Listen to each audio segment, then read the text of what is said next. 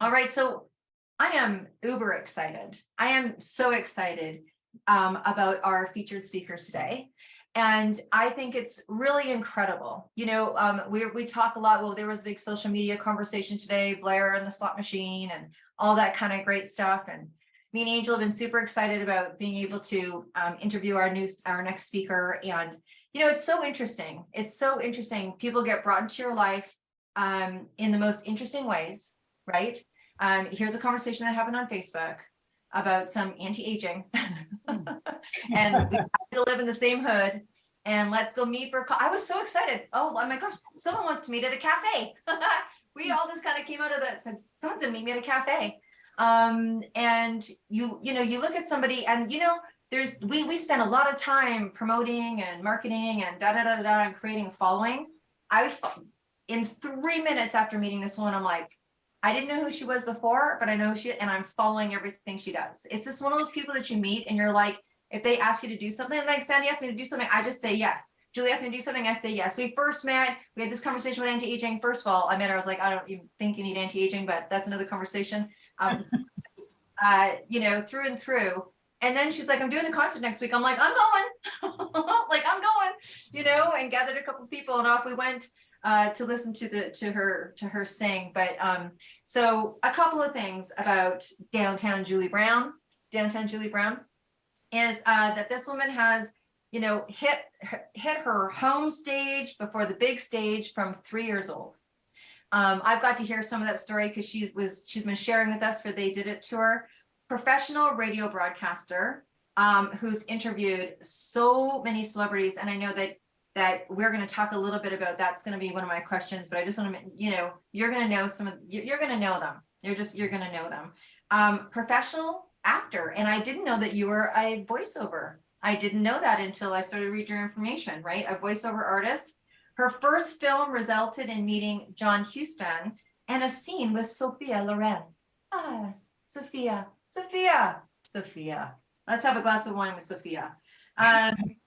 Julie is in an incredible band, and I know she's going to talk a bit about it, but I just want to tell you the name is spectacular. And every time I go, Julie from, they're like, Three Mamas, right?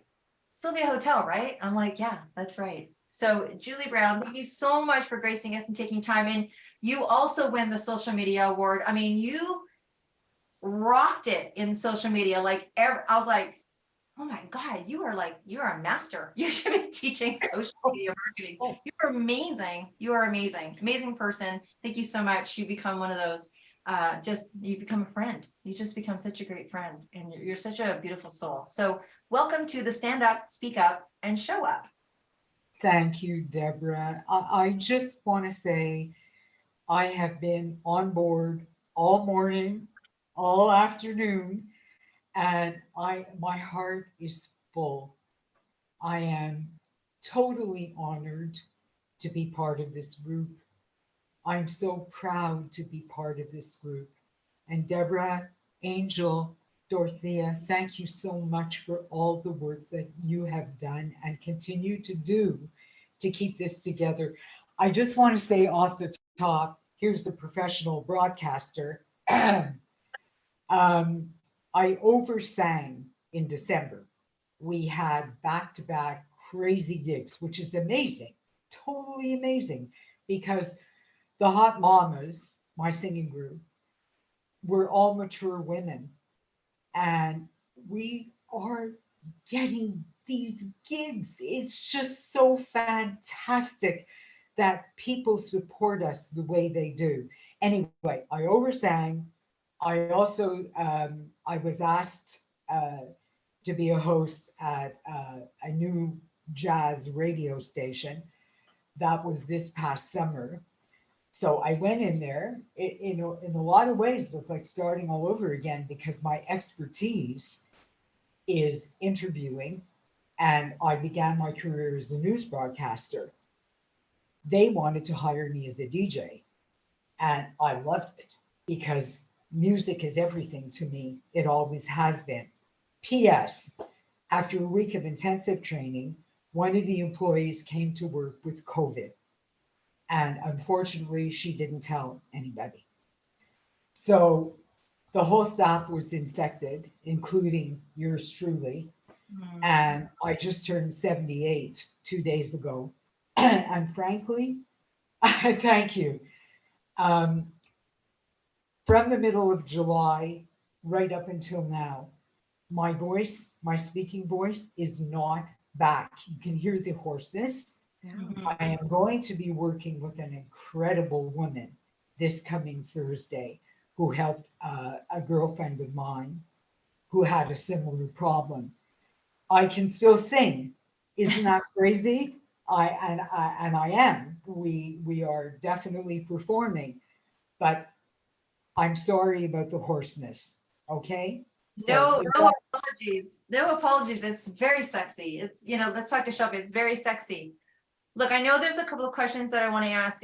This yeah. is, I mean, you're 78 and you made reference to the fact that you are still getting gigs, Oh right? yeah. You're still getting gigs. You guys, I mean, I know you're booked because I'm following you. Julie Brown on Facebook, watch her. She's like magic. But Oh, thanks, Deb. yeah, no, absolutely. Respect where respect is due, my darling. So what was it like being a woman in the industry, broadcasting, acting, still going strong? Was it an asset being in, or was it a deficit? Did you have to climb differently? Like, Let me show you this. We're probably going to get a reflection. Let me know. no, Okay. I don't know if you can see. Those are the BGs, yeah. and my knees were trembling, ladies, because Barry Gibb had his arm around my waist, which I was hoping would never change.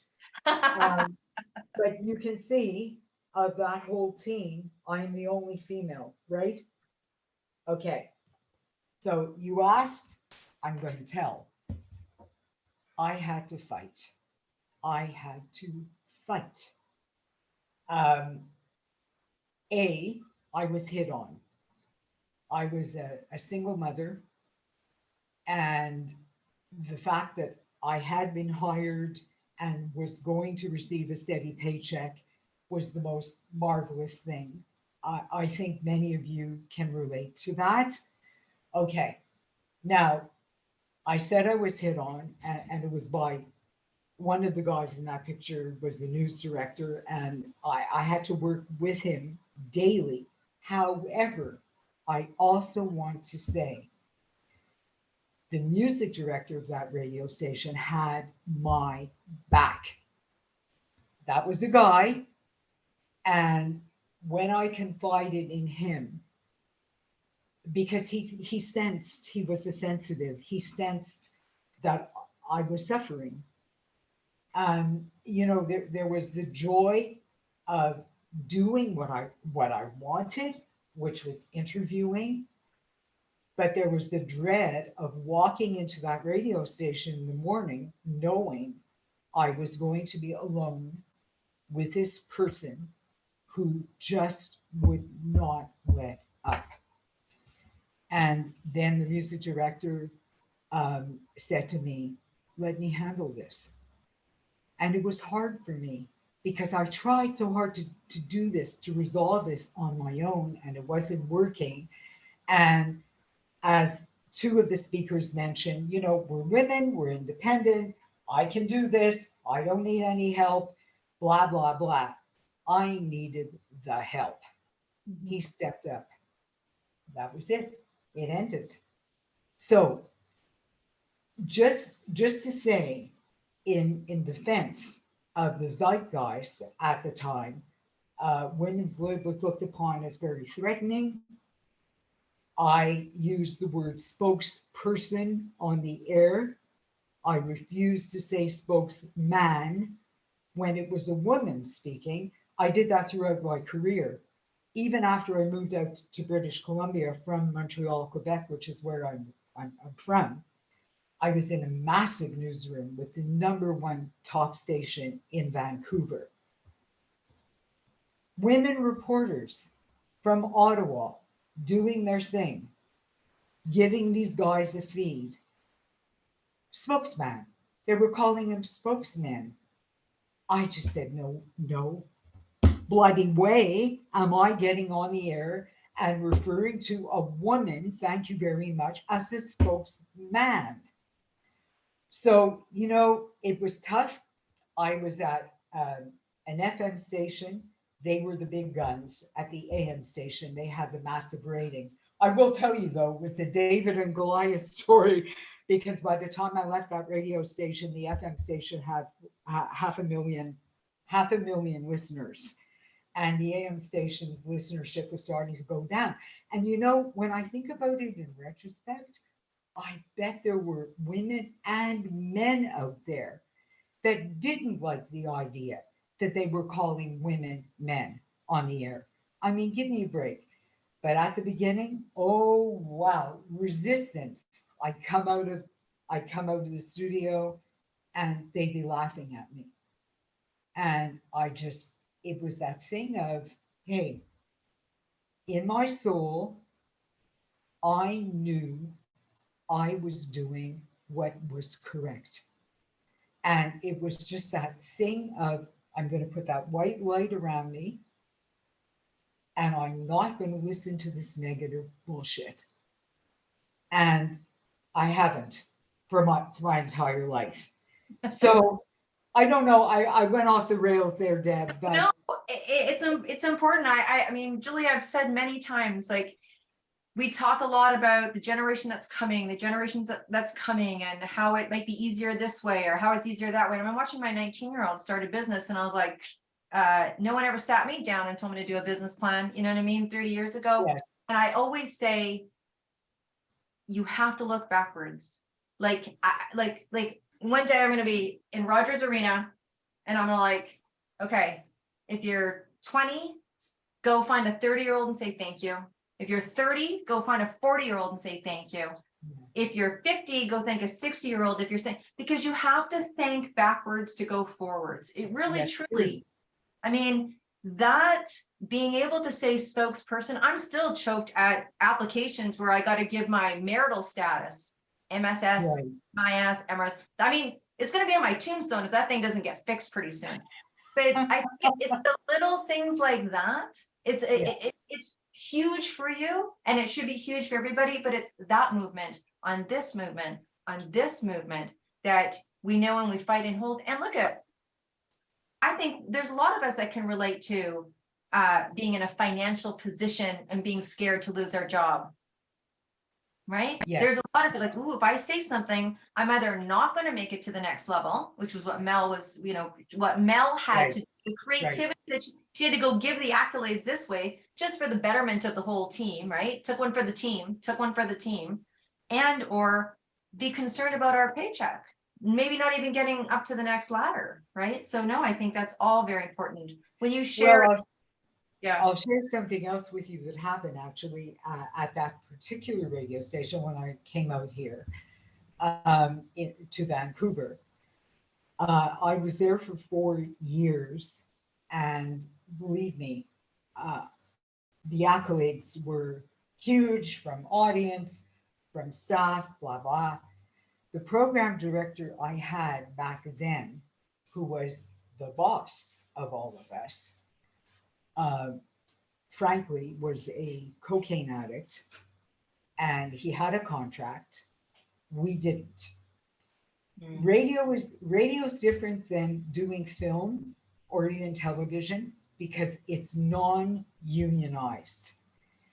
Yes, we have CBC here in Canada, and that is somewhat unionized, but the other radio stations are not. So when you've got someone with a contract and he knows it, he's in a position of power. Now, he never threatened me because I had really amazing, loyal listeners. But one of my friends who was working there, who was a terrific announcer, an amazing human being, as a matter of fact, his wife went into labor, and while she was giving birth, this program director fired him. And I I resigned on principle. Now, I was still a single mother. I needed a paycheck, but my soul was crying out. And it said, you've got to take a stand. You have to do something. Yeah.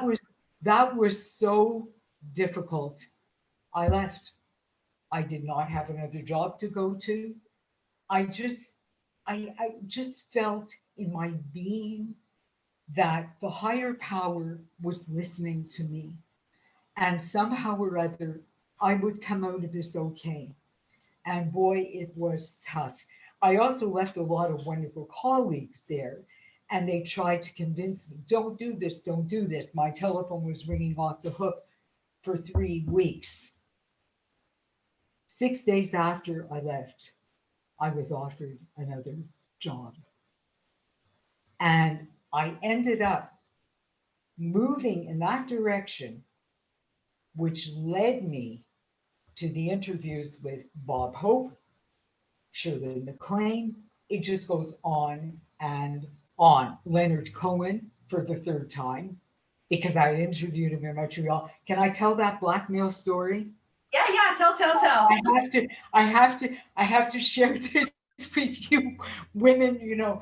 It's to this day, that is one of the most thrilling things that I think ever happened to me in my professional career as a radio broadcaster. Okay, the beautiful Michelle Phillips from the Mamas and the Papas, right? Drop dead gorgeous, talented, all of the above. Every male announcer on that staff was, had a crush on her.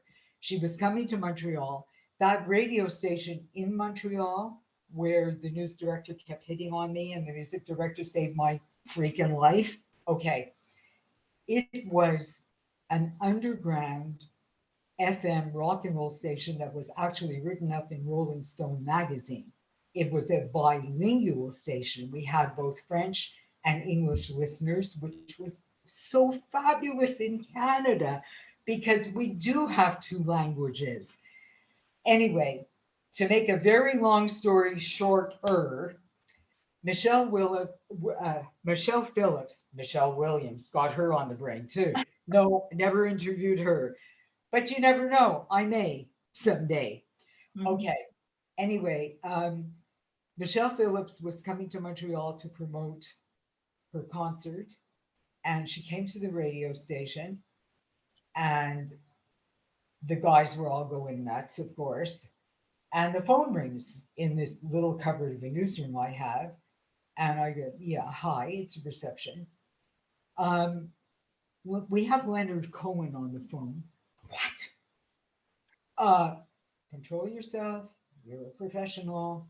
Yes, you can feel it inside, but Julie, you tend to over emote. Calm down. Pick up the phone. This is Julie Brown in the newsroom. Can I help you? Yes, yes, you can. You can tell me where Michelle Phillips is staying. I said, is this now? Okay, it was a little white lie. Is this Leonard Cohen? Yes. I'll make a deal with you. Channeling, I swear to God. Because inside I was, my kishkas were exploding. Okay, so he goes, what do you mean? I said, I'll find out where she's staying if you do an interview with me. He cracked up. He burst out laughing. He said, okay, you win. Actually gave me his telephone number.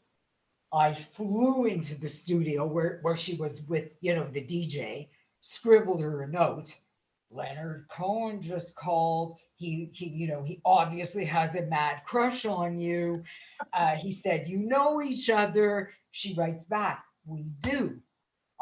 Yes, writes down the name of the hotel. I call him back. I said, tomorrow morning, 10 o'clock, you arrive at Shone FM and we will do that interview. Gave him the info. He showed up 10 o'clock the next morning. It was amazing. And the interesting thing about that is people thought Leonard Cohen was um, a real snob. He wasn't. He was shy. You know, Mm. you try and explain that to people and they go, oh, give me a break, look how famous. No. And I knew as a Montrealer how that guy suffered because he was going door to door in Montreal. We both went to Concordia University, so I was well aware of who he was, door to door selling his poetry to make a living. This was no overnight success. How many of us are overnight successes? Right. We move forward. We learn from what we didn't do that was so great, and from what we did that was great, and we repeat that behavior. P.S. Because of that interview, I got to interview that man 3 times. When he came out to Vancouver, he refused BCTV. He refused CBC. He came to see little Julie Brown at Kiss FM, and my heart, because when he passed, Mm. oh man, I lost it. You can understand that, right? Mm. Mm. I'm sorry. I'm No, sorry. that's okay. This is a Uh, safe place, right, Shelby? This is a safe place. no, I feel safe here. I do. After listening to all of you, I am safe here. Mhm. So, okay. Okay, Julie, I want to ask you a question because I know Sure. you've done voiceover, you've been in TV, Yeah. you've been in film, you've been in probably some commercials. We'd love to Yes. hear some of the projects that you've been in that maybe we recognize, and then share with us a little bit about the exciting project that you're working on that's coming up. Which one? Right. Okay. Yeah, I'm thinking the sitcom. Oh, you little rascal. You are so on top of things, Angel. Oh my goodness, I'm blushing. I'm blushing. Me Okay. too. Okay. Let I'll me make you a deal. let me show you this one. Now, this has nothing to do with me being in a movie or doing voiceover. I'll get to that. Let me show you this picture because this is my treasure. Can you see who that is? Bob That, Hope. that's right. And that's me. Ooh. Before my hair was gray, obviously. Yeah. I just I took this out because I'm so inspired by you women and the stories you shared with us today. And I feel that that is mine for you. That is mine for you. This was a David and Goliath story. He was coming to Vancouver. He loved to fish here, so and play golf here. I knew he was coming to Vancouver. All media knew, and I went to the library 2 nights. I took every book out I could about Bob Hope. I thought I knew a lot about it. Forget it. You all know this one, right? Okay, I know about that. There's always room to learn more. Always. So I worked my ass off. I had like 65 questions I wanted to ask this man. And I thought, even if I get to ask him 5, that's going to be amazing. If I get to ask him 5. Nonetheless, I had to know I was prepared. So I took my notes with me. He was shooting a made for television movie here in Vancouver with Don Amici. You're also young. You probably don't even remember who the hell Don Amici is, but your mother will, your father will, your grandparents will. Anyway, there we were, CBC, BCTV, CTV, Global, which was called something else then, all other radio stations, and me. all in a semicircle. Bob Hope is standing. This was in a place called West Vancouver. They were shooting the movie in this house. So there he was, standing, even seeing him. My heart was, oh my God, he's here. I gotta get this. Please. I love this man. He's done so much for people. Our politics were very different, but Bob Hope was the real thing. He was a person of total integrity. You guys know what he did for the troops, right? Remember that? Yeah. He kept going on tour, even when he was elderly. Okay, so we're all standing in this semicircle. One of you talked about vibes.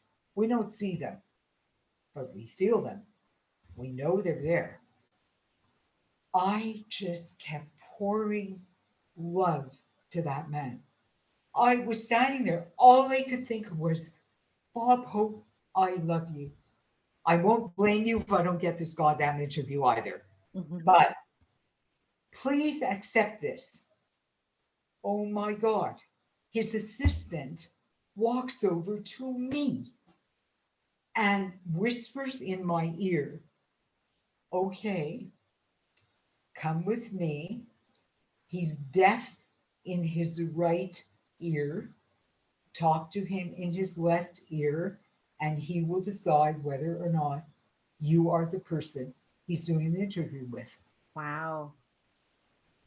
I went over there. I just, it was the same thing. This feeling from my soul, not my brain. Here, I love this man. I whispered in his ear, I said, it would be such an honor to interview you. And I know what it would mean to my father. Now, my father at that time was dying of cancer. Mm. And I had Bob Hope had written a book about golf. And I brought the book with me because I thought, if I get the interview, how awesome it would be to have him sign this book to my father, because my father, you know, he thought Bob Hope was the living end. He goes to his assistant, I want her. Ugh. I thought, honestly, I thought I was going to pass out because there were the big guns right behind me. And I know they were thinking, what the hell is this all about? I'm CBC, I'm BCTV, I'm television. What's he bothering with her for? She's a radio broadcaster. Assistant said, media, go home. Mr. Hope has made his decision. So as I said to you, I thought if I got 5 minutes with this guy, it would be amazing. He spent the entire afternoon with me. Wow. After I initially asked him the first couple of questions, which is what happens with when you're shooting a film, they'll call you. So they showed it. I was in the ladies' basement with him. And they said, Mr. Hope, come upstairs. We're shooting your scene.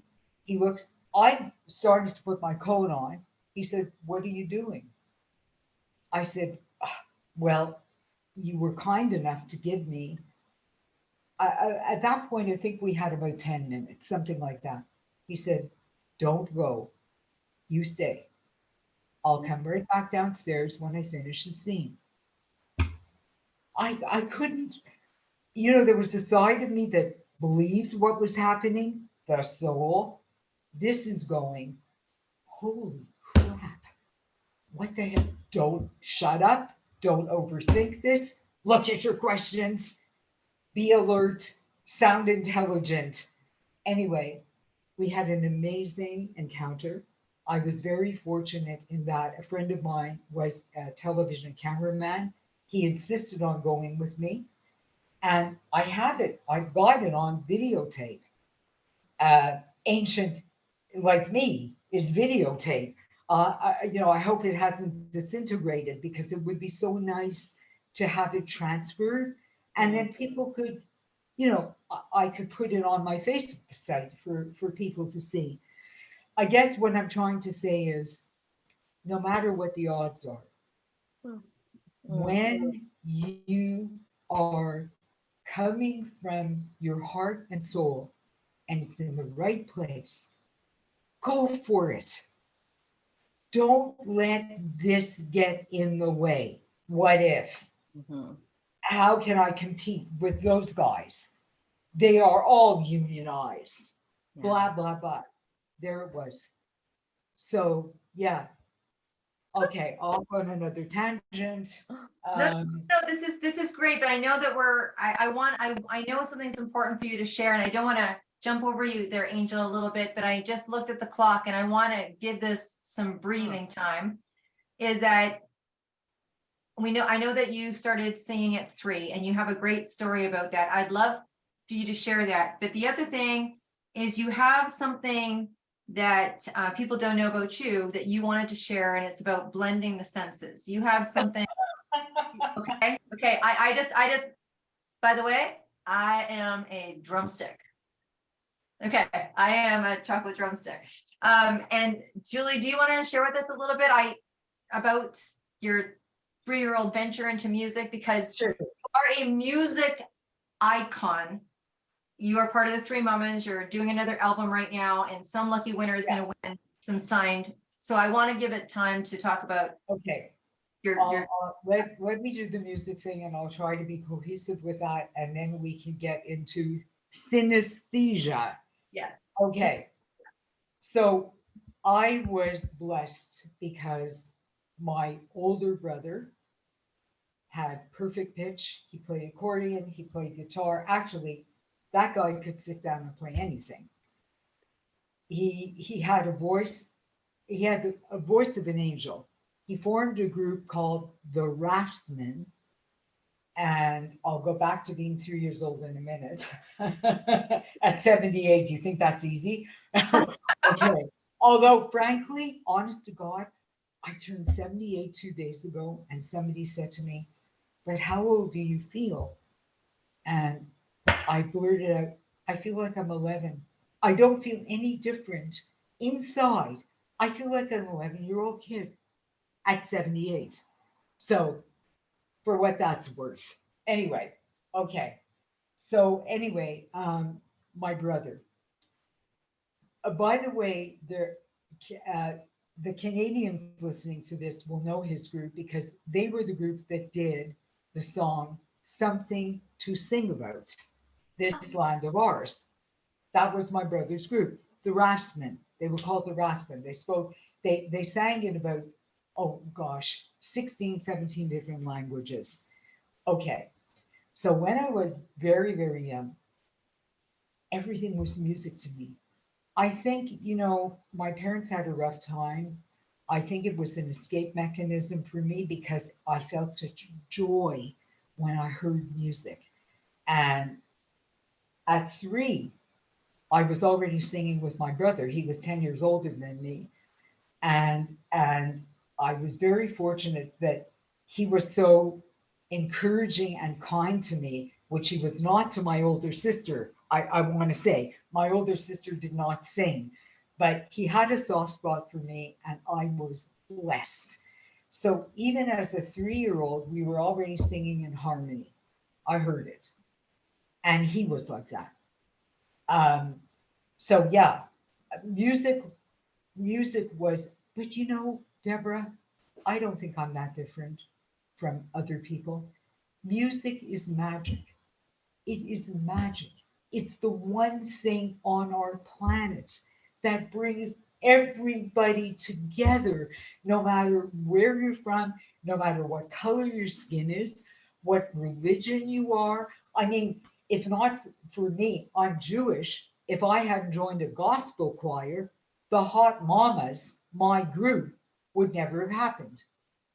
So, Mhm. music, it's ah, I think if we're visited by other intelligence, it's because of the music that we are giving them to listen to. They're going, you know what? Okay, we can do reverse engineering. we can come from Zeta Reticuli to the blue marble. But damn it, those guys, they can't do reverse engineering. They're still using, archaic airplanes to get from France to London, England. But their music is incredible. I mean, when you think about it, way back, those composers, Mozart, Liszt, Beethoven, the Beatles, the Stones, Annie Lennox. I mean, Bare Naked Ladies. Okay. I mean, the whole spectrum. There's something for everybody. That's why the Facebook page I do is totally music driven. And the demographic on my Facebook page is like from 19 to 90. And it's appreciated. The generations come together on that page.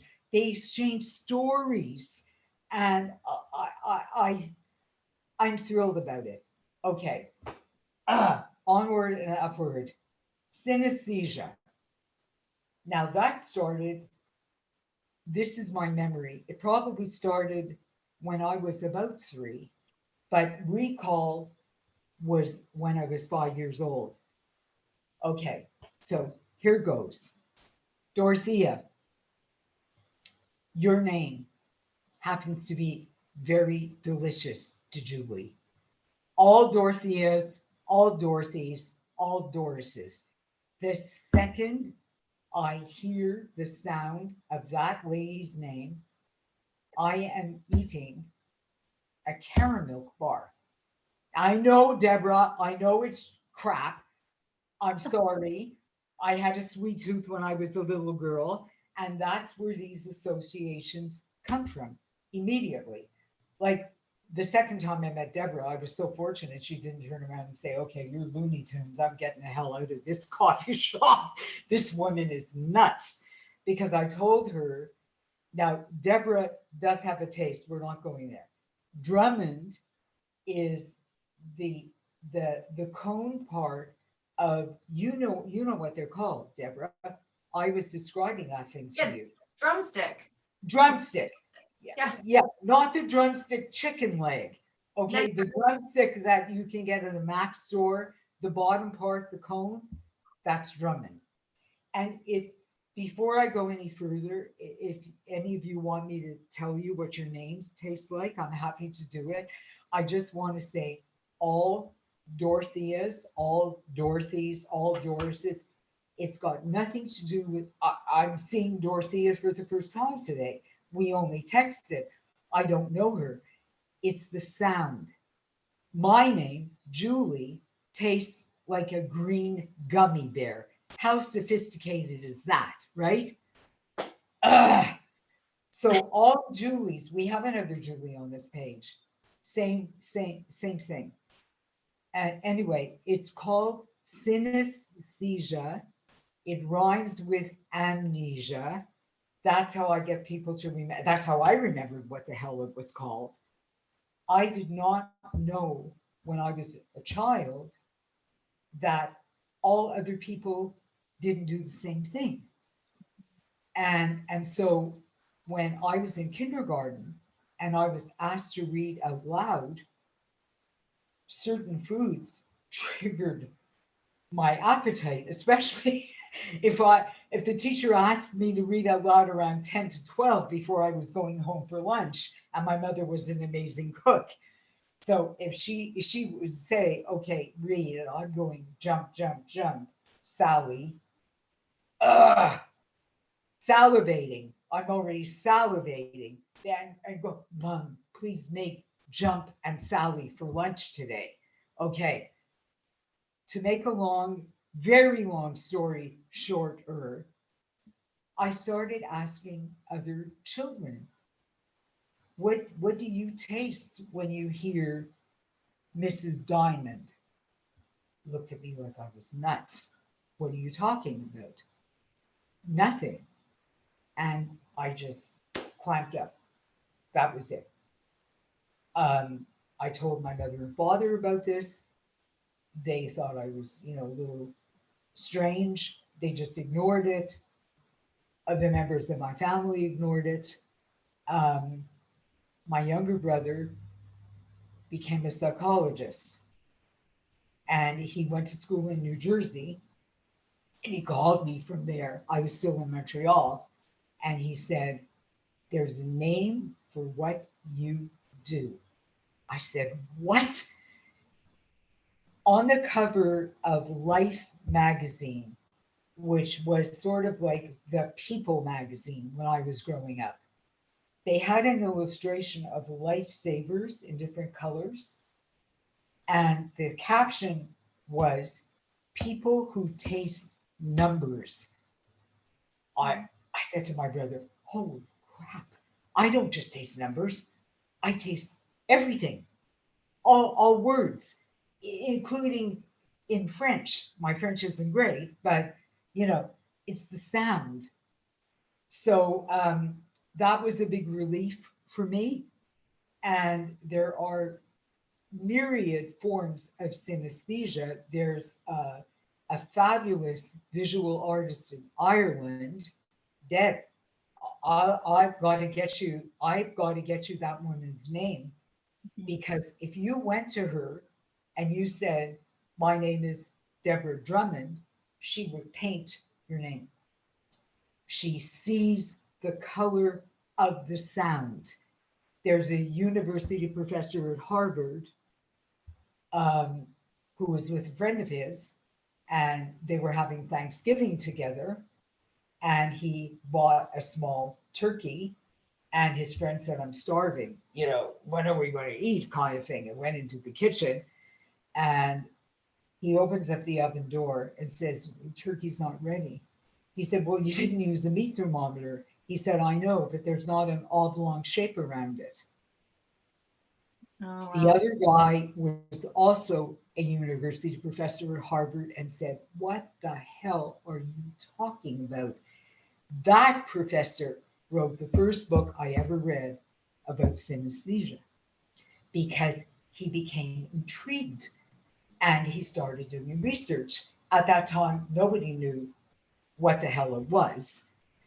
And then I found out the composer list did my kind of synesthesia. It's been around since the beginning of time. So what it is this. Oh, Melissa, if you're still listening, you're a doctor, okay? Check this out. All of us, when we're born, have a space. Our brains are not fused. Okay, mine never fused. So the sensations I had as an infant, as a child, very young child, I still have. And there are thousands of people that do this. Um, take this for what it is. Apparently, the food shtick that I do is the rarest form of synesthesia. I don't know. There's a marvelous jazz musician in the city. I'm not telling you his name because he's in the closet about this. And I'm gleefully out of that goddamn closet. I'm talking about it. I may write a children's book about it, because if I was a kid and I suffered, I felt like a freak.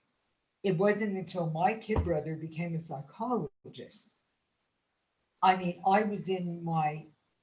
I had to be about 27, 28 years old when I found out that what I was doing up until that time in my life had a name, and that I wasn't a freak. And there were other people who also did this. Billie Eilish does it. Okay, she was on Colbert. I didn't know. My son told me about this. I had no idea. So the jazz musician I was talking about, he will look at a rug and see the colors. They become notes. Wow. So yeah, he Wow. will write a song looking at a carpet that's multicolored because he sees the notes. Now he accompanied the Hot Mamas, and I kind of joked with him. I got to know him. His first name is, okay, I'll tell you his first name. It's Miles, which is the taste of the center of a fresh pineapple. And he has a sense of humor. And I said, okay, I do this crazy thing. Your name tastes like your first name, tastes like the center. That's when he revealed and said, I don't taste. And he told me about the colors. And I said, oh my God, can I share that? He said, no. Mhm. I, you know, Yeah. that's his prerogative. So yeah, there you Wow. go. Well, it was the first time that I'd heard about it. And when you wanted to share it, I thought, absolutely, because I mean, I wasn't you, but I mean, I can't imagine having something going on and no place for it. And I think Yeah. that being able to, 20, in your 20s, you found a place for it, but the process, and that's part Oh, of the pioneer, that's part of sharing. And I can almost imagine the majority of this summit that people are like, and they haven't heard about it before. I mean, I hadn't heard about it before. So thank you, mm, because someone is going, oh, right now. Some parents going, oh, okay, there's yes. a name, and I'm going to start, and because their child came to them and said, Mom, every time I see this cup, or every time you this, and they're like, what? And so now there's like parents relieving, and I just thank you so much for, Oh my gosh, you're so welcome. Thank you for asking because not many do. Okay, I want to try because I think I've got what about 15 minutes left, you've something got, like no, you've got, what do we got here? 3:40, 3:40. Yeah, you've got like 5 minutes left before. oh, okay. Yeah. I wanted to share how two things, how Okay. important it is, even if you don't think you can sing, to join a choir because something magical happens to your soul when you are singing with other people. You don't have to be the best singer. Trust me. If you can speak, you can sing. Okay? I'm saying it to you. Had I not joined that gospel choir, the Hot Mamas group that I'm in now, which has been in existence with these two wonderful women for 13 years, we've done 3 CDs. We're working on the fourth. We getting gigs. When I approached the first Hot Mama, I I approached her gingerly, frankly, because she was a soloist in that choir. I wasn't. I'm an alto. She was a soprano. Choirs tend to favor the sopranos. They do. They love sops. And I called her and I said, I'd love to form a group. Are you interested? She said, yes. And I was shocked. It's the same thing, right? If you don't ask, you don't get. So she invited me over to her place. And, we sang a few songs together in harmony. She liked the way we sounded. And then she turns around and says to me, who's going to want to listen to a bunch of old ladies? It came out spontaneously. I said, we're not old ladies. We're hot mamas. That was it. And I said, that is perfect. That's the name of the group, the Hot Mamas. She was laughing so hard. She said, okay, I accept. And so that's what happened. And because of joining yet another choir, that's where our third member came in. We both joined a Broadway choir. So we're very eclectic. We are, basically a jazz vocal trio, but we sing everything. I Wow. mean, yeah. Okay, so you're not over yet, but where do people Thank go? you for that.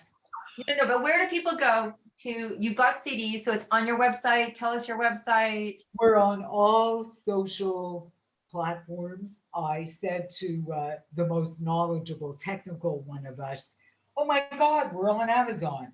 She rolled her eyes. She said, "Julie, we're on every social platform."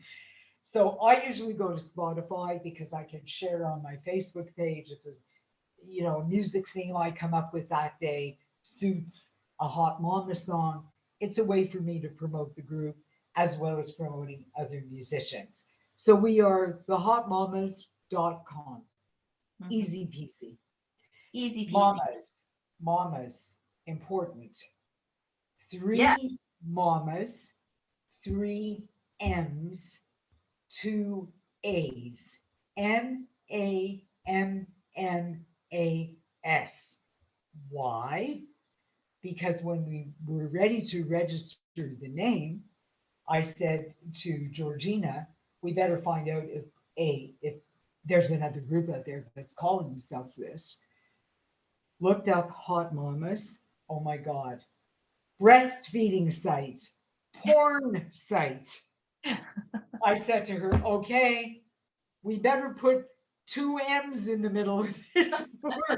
and that's why we spell it the way we do. So yeah, thehotmamas.com. Oh my You'll God. find us. You are a plethora of joy. You are a Oh my plethora of God. joy and story. And I don't know, it's like, the word that comes to me, you're a humble, superior being. Do you know what I mean? Like you beam inspiration. And that's why I and many people have the level of respect that you command by just being you. I mean, if there's anything that I've been hearing about be you, be authentic. Thank you so much for doing what you did to help women be able to do what they do. One. Two, thank you so much for being such an active participant in your own community. Like, I know what you do. You did. I met you because you guys decided to do a concert for what was benefit fun. for Ukraine. Yeah. And you wrote a song about it. Yeah. And then what you're Yeah. going to be doing at the Commodore Ballroom for, and Correct. that invitation. So you are very active in your community as well. Yes. And I just feel I feel full and I feel inspired and I feel like, if you can do it, I can do it kind of thing. As hallmark as that sounds, the ripple effect of listening to someone do that over the course and owning your age. You know what? I know because I'm I've happy. before. You're like, shoot my mouth off all the time. I was at the doctor's office the day of my birthday. I said, "Hey, everybody." Everyone was in a foul mood because we all had to wait 2 hours. They had emergencies at St. Paul's and people were getting angry. And I thought, what the hell? I'm going to tell them. I said, you know what? It's my birthday. I'm 78 today. They applauded. I got, it was so, I'm proud of being older. I'm not at all nervous about that. I think it's a testament. I have accrued some wisdom and I'm grateful. And I love older women. One of the women I talk to often is 90. Yeah. I learn a lot from her. absolutely. And Absolutely. Deborah, everything you said about me is about you. Like attracts like. That can be great and it can be terrible. You know what I mean? 5 conversation early. I'm going to pass it over to, oh my gosh, I'm so taken. I almost forgot your name. I was going to call you Angela for some reason. Angel. What did it taste like, Deb? What did yeah, it taste right? Oh, like? there's a big difference because Angela is a jelly donut. Oh, okay. And Jelly donut, please do share your mic drop. But Angel's not jelly donut. no, it isn't. No, it isn't. Okay, Angel, bear with me. Campbell's vegetarian vegetable soup. Angel is the taste of the alphabets in Campbell's vegetarian vegetable soup. I will take that. I would like Yeah, that, right? it could be a lot worse. It Believe could me. be a lot worse. Yeah. I went out with a guy that tasted like gefilte fish. So own Yeah. it. Own it. I love that. I love that. This has been amazing. Julie, I know we just scratched the surface with Yeah. you and all of the fabulous stories and all the things. I do hope that you get to come back and be a part of our summits, because I think that there's just so much Anytime. more for you to Any- share with us. Anything I can do to expand this, to make it more. I am there for you and every other woman in this group. Mm. You know, wait till you hear Dee Lithingwell. Aw. She is the, in my opinion, many of you will agree, the best rock and roll photographer on the planet. Mm. And she is going to be speaking as well. So I'm honored. Thanks, Angel. Of Oh my course. gosh. Oh yes, absolutely. So I have background in broadcasting, would get into the studio at 3 a.m. The only woman, right? In a studio full of men. I was fortunate enough that it was toxic in a different way, but nobody was coming on to me, but it had its own issues. But yeah, getting in, being the only woman in the studio for all day long, right? I was the only woman, so I know what that's like. And so yes, Yes, thank you you for do. doing what you do to Thank make it you. easier for us to be able to do what we're doing. And thank you. Mhm. Okay, so while we're giving a final clap to Julie, she has a gift. And that gift is CDs of the three mamas, 2M, that are signed. And so whomever first puts in the chat with your email, when she went to go see Bob Hope, she had bought a certain kind of book to get him to sign to give to her father. What was the book? What was the type of book that she brought? Thank you, Julie, so much. Thank you so much You're so for welcome. going for it. And we will hear you speak in the 2024 summits. Absolutely. And Deborah, I just want to say one quick thing. okay. Bob Hope, I have it. I'll show it the next time we talk. Bob Hope signed that book to my father. Oh, bless his heart. With a heart, you know. Yeah. Awesome. Thank you so much. On that note, thank you. Thank you for sharing that about people that we didn't know. So yay! Fast Oh forward. yeah, look at that. Yeah. Lots Gosh, of somebody actually Lots of- somebody actually listened to what I was saying. They We got just- the answers. play this. So I know we're going to be moving on. I'm going to be passing it over to Angel.